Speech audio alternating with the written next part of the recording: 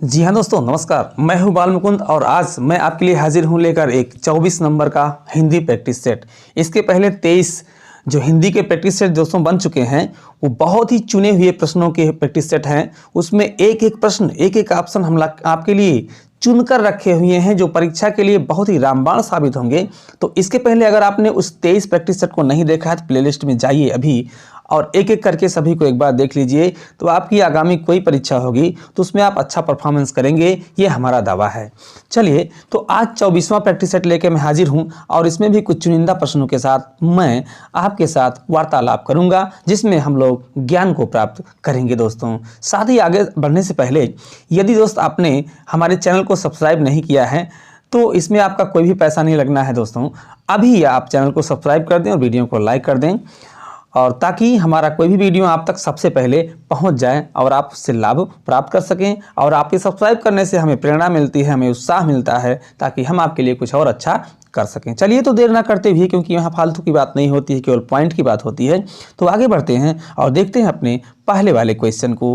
पहला क्वेश्चन क्या है, यहाँ पर आपसे पूछा गया है निम्नलिखित में किस वाक्य में प्रेरणार्थक क्रिया है। क्रिया जानते हैं, क्रिया ऐसा शब्द जिससे किसी काम के होने का बोध हो। जैसे चलना, चलना से हमको पता चलता है इसमें कोई काम होता है, इससे कोई क्रिया होती है। सूंघना, थूकना, उठना, बैठना, लड़ना, झगड़ना, ये सब ऐसे शब्द हैं दोस्तों जिससे हमको पता चल जाता है हाँ इसमें कोई काम हो रहा है। भाई इस सब से हमको तुरंत मालूम पड़ता है हाँ इससे कोई काम होता है, इसमें कोई काम होता है, तो उसी को तो क्रिया कहते हैं। यहाँ क्रिया से, क्रिया अध्याय से आपका एक क्वेश्चन है कि किसमें प्रेरणार्थक क्रिया है। प्रेरणार्थक क्रिया क्या होती है? क्रिया के कई प्रकार होते हैं, सकर्मक क्रिया, अकर्मक क्रिया, प्रेरणार्थक क्रिया, नामधातु क्रिया, द्विकर्मक क्रिया, तमाम क्रिया के प्रकार होते हैं। तो क्रिया चैप्टर आपको हम पढ़ाए हैं, उसको जरूर आप देखिए।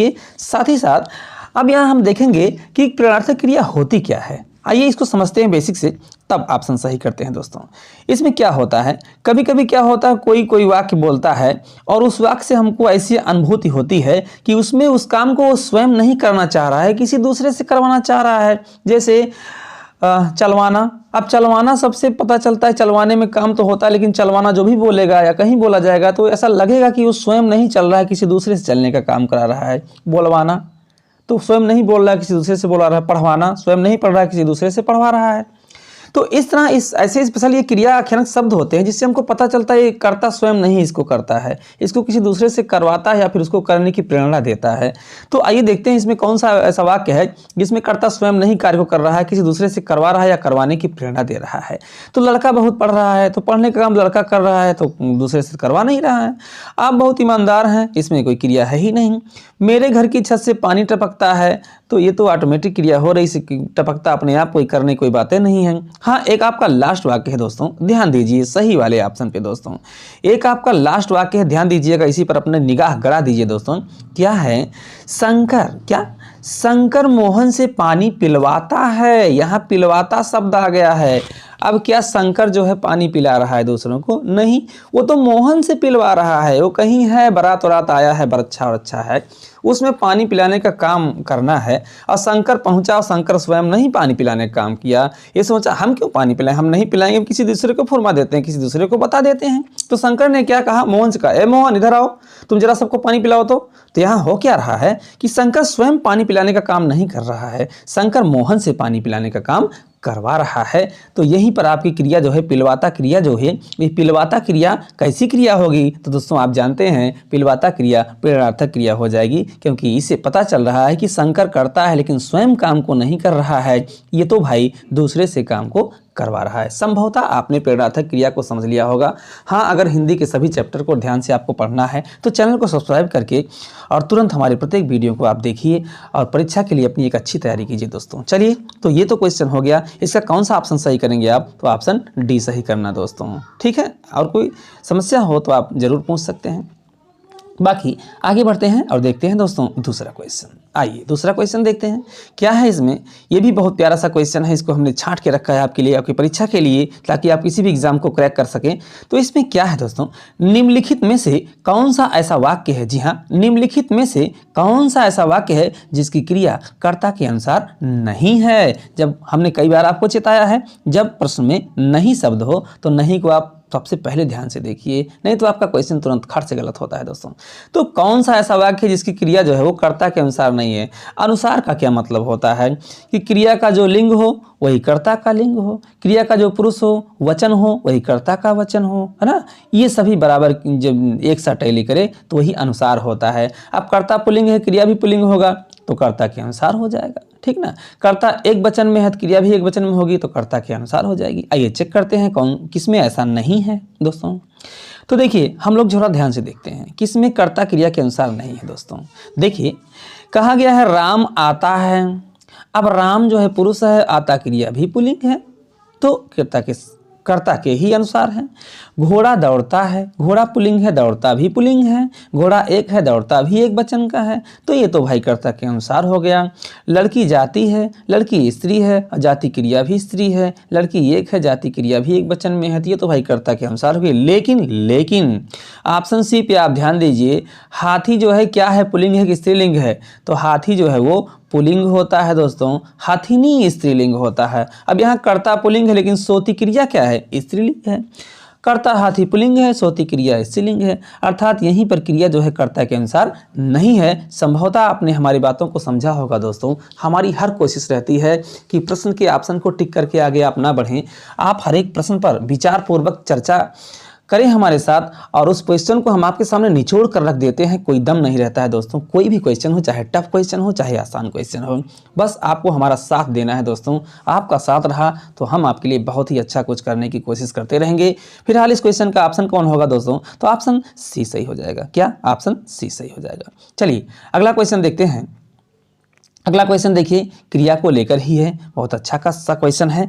क्रिया का मूल रूप क्या कहलाता है? तो क्रिया का जो मूल रूप होता है दोस्तों वो धातु कहलाता है। जिस शब्द से किसी काम के होने का बोध हो उसका जो मूल रूप होता है क्या? जैसे आपने जाता है, जाती है, जाना, चलना, ये सब होता है ना। जैसे चलना है तो चलना क्रिया शब्द है लेकिन इसका मूल जो धातु होगा वो चल होगा। चलना क्रिया का मूल धातु क्या होगा? चल होगा। तो चलना क्रिया का ये मूल शब्द होता है चलना, इसी को क्या कहते हैं? धातु कहते हैं। आपके क्वेश्चन में पूछा है क्रिया का मूल रूप क्या कहलाता है? तो दोस्तों धातु कहलाता है, ठीक है, धातु कहलाता है। बाकी आप जान रहे कारक क्या होता है। तो कारक आपका 8 प्रकार का होता है हिंदी में, कर्ता कारक, कर्म कारक, कारक, संप्रदान कारक, अपादान कारक, संबंध कारक, अधिकरण कारक और संबोधन कारक। प्रत्येक विभक्ति आपको याद हुई, कर्ता का ने होता है, कर्म का को होता है, कर्ण का से होता है, संप्रदान का के लिए होता है, अपादान का से होता है, संबंध का काकी के रारी रे नानी ने होता है, अधिकरण का मे और पै होता है और संबोधन का हेजी है अजी हो होता है। तो आप इसको जानते होंगे। क्रिया विशेषण क्या? ऐसा शब्द जो किसी क्रिया की विशेषता बताए। जैसे सोहन धीरे धीरे चलता है तो चलने की विशेषता क्या? धीरे धीरे है तो उसी को क्रिया विशेषण कहते हैं। इनमें से कोई नहीं है तो आपका सही होगा नहीं। फिलहाल इस क्वेश्चन का कौन सा ऑप्शन सही होगा दोस्तों? ऑप्शन ए सही हो जाएगा। चलिए आगे बढ़ते हैं बिना देर किए हुए। तो अगला क्वेश्चन है आपका हिंदी। क्या हिंदी भाषा का जन्म हुआ है? यहाँ हिंदी भाषा का जन्म कहाँ से हुआ पूछा गया है आपका। क्या अभ्रंश से हुआ है, लौकिक संस्कृत से हुआ है, वैदिक संस्कृत से हुआ या पाली प्राकृत संस्कृत से हुआ? यहाँ ये हिंदी भाषा के उद्भव विकास चैप्टर से आपका क्वेश्चन है। यहाँ थोड़ा सा आप ध्यान दें, थोड़ा सा मित्रों ध्यान दें। यहाँ पर हम एक बात को समझते हैं क्वेश्चन को किनारे करके। क्या है कि मध्य एशिया से जब आर्य हमारे देश में आए थे तो वहीं से हमारा भाषा का अध्ययन शुरू होता है, भाषा का विकास शुरू होता है, हमारी हिंदी का विकास शुरू होता है। तो आर्य जब आए हमारे देश में, मध्य एशिया के जो कि निवासी से जब आर्य हमारे देश में आए तो उनकी भाषा क्या थी? संस्कृत थी। क्या थी दोस्तों? ध्यान रखिएगा, संस्कृत थी 1500 ईसा पूर्व के आसपास। और संस्कृत के बाद उनकी भाषा जब बदली, थोड़ी सी करवट ली, ये भी 2 प्रकार में मिलता है, वैदिक संस्कृत और लौकिक संस्कृत, उससे कोई बात नहीं है। संस्कृत के बाद जो भाषा हमारी आती है तो भगवान बुद्ध का जमाना आ जाता है और वहाँ हमारी जो भाषा आती है वो दोस्तों पाली आती है। इसके बाद महावीर स्वामी का समय आता है और हमारी जो भाषा होती है वो क्या हो जाती है? प्राकृत हो जाती है। भाषा का क्रम पढ़ रहे हैं दोस्तों, किसके बाद किस भाषा का उदय हुआ है और कैसे कैसे हिंदी आई है। तो संस्कृत, पाली, प्राकृत, और प्राकृत के बाद आपको एक भाषा मिलती है अपभ्रंश। क्या? अपभ्रंश मिलती है।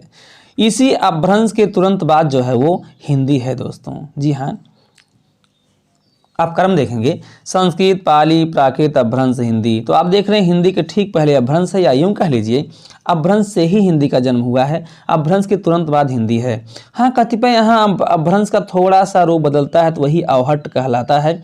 अवहट्ट कोई अलग की भाषा नहीं है, अवहट्ट जो है अपभ्रंश का थोड़ा सा बदला हुआ रूप है दोस्तों। तो हम देखते हैं हिंदी का जन्म जो है वो अपभ्रंश से होता है। अब आइए क्वेश्चन को देखते हैं, क्वेश्चन क्या हमारा कह रहा है।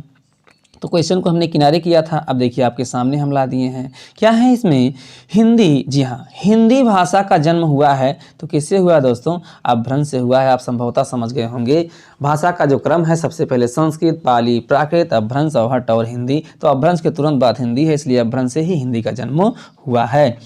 और लौकिक संस्कृत से तो पाली का जन्म हुआ है, वैदिक संस्कृत से लौकिक संस्कृत का जन्म हुआ है, और पाल प्राकृत तो आपकी अलग ही भाषा है। तो आपने सब कुछ समझ लिया दोस्तों। ऑप्शन ए सही करने के बाद आगे बढ़िए, देखिए पांचवा क्वेश्चन दोस्त।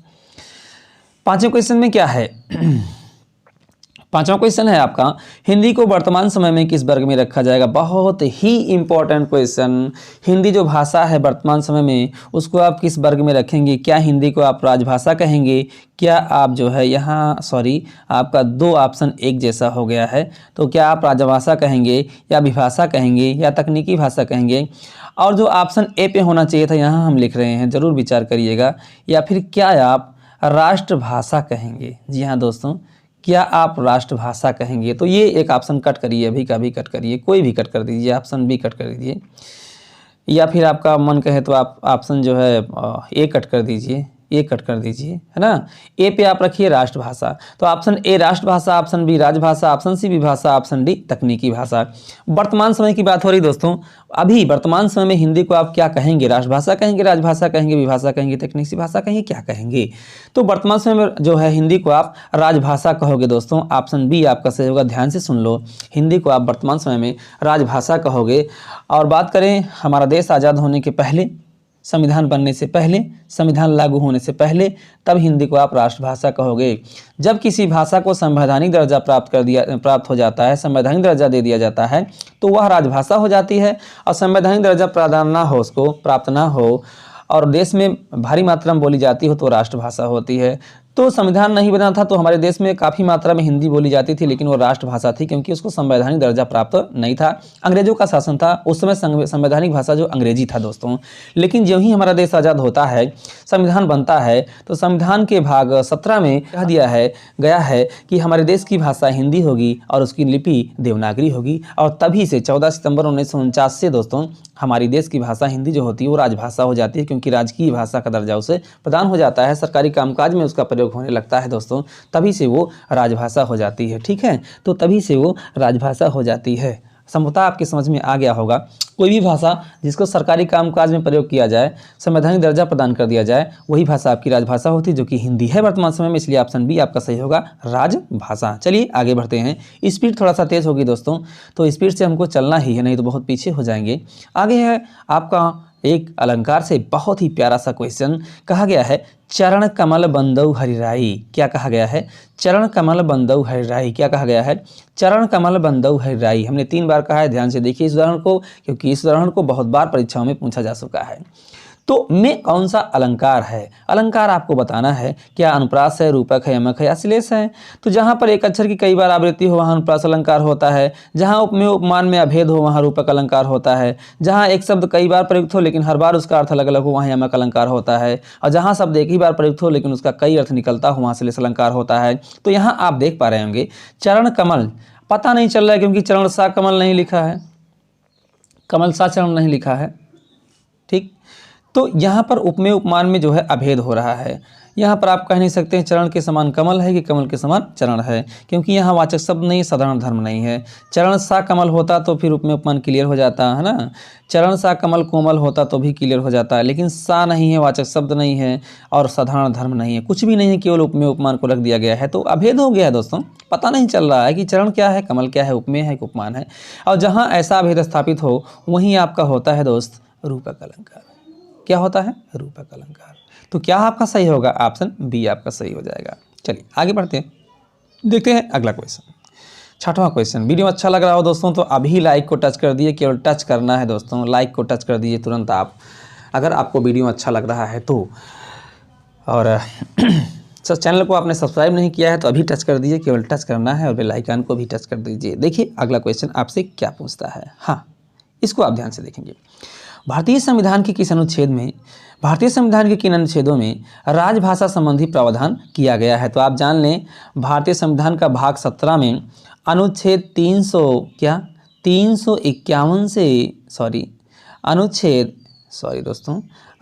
343 से, है ना, अनुच्छेद 343 से अनुच्छेद 351 तक केवल और केवल हिंदी के बारे में कहा गया है। लगातार 344, 45, 46, 47, 48, 49, 50, 51 सभी अनुच्छेदों में केवल और केवल हिंदी से संबंधित बात की गई है दोस्तों। तो वहीं से आपका क्वेश्चन पूछा गया है, भारतीय संविधान के किन अनुच्छेदों में राजभाषा संबंधी प्रावधान किया गया है? तो वो आपका होगा ऑप्शन ए 343 से 351। इसी में 343 में कहा गया है कि हमारे देश की राजभाषा हिंदी होगी और उसकी लिपि देवनागरी होगी दोस्तों। ठीक है, तो इसको आप याद रखिएगा। हाँ, पहले शायद हमने 351 बोल दिया है तो इसलिए सॉरी, 343 में ही कहा गया है हमारे देश की राजभाषा हिंदी होगी और उसकी लिपि देवनागरी होगी। चलिए अब आगे बढ़ते हैं और देखते हैं अपने अगले क्वेश्चन को। तो ये रहा आपका अगला क्वेश्चन, बहुत ही प्यारा सा क्वेश्चन। जरा आप इसको सही करिए, क्या सही कर पाएंगे दोस्तों? तो नहीं सही कर पाते हैं तो ऐसे प्रश्नों के लिए तैयार रहिए दोस्तों। दिया गया है एक नाम, पारो। क्या? पारो उपन्यास के रचयिता कौन है? पारो एक उपन्यास है, बहुत ही फेमस उपन्यास है, बहुत ही महत्वपूर्ण उपन्यास है और इसके रचयिता का नाम पूछा गया है। तो कौन है? क्या विद्यापति हैं, राजकमल हैं, हरमोहन झा हैं या नागार्जुन हैं? तो इसके रचयिता जो हैं वो नागार्जुन जी हैं, याद रखिएगा। इनको बहुत ही महत्वपूर्ण स्थान प्राप्त है हिंदी साहित्य में। तो पारो उपन्यास के रचयिता नागार्जुन है। साथ ही साथ हम बात करना चाहेंगे विद्यापति की। विद्यापति की जो पदावली है बहुत मशहूर है दोस्तों, इसको याद रखिएगा। पदावली जो है विद्यापति की है और इसको लिखा गया है मैथिली भाषा में, इसीलिए विद्यापति को दूसरा नाम मिल गया मैथिल कोकिल। जी हाँ, इसी के नाते विद्यापति को मैथिल कोकिल कहा जाने लगा दोस्तों। ठीक है, अब आगे बढ़ते हैं, देखते हैं 9वां क्वेश्चन। 9वां क्वेश्चन क्या है? बने रहिएगा वीडियो पर लास्ट तक, अभी आपको बहुत महत्वपूर्ण क्वेश्चन मिलने वाला है 10वें नंबर पर।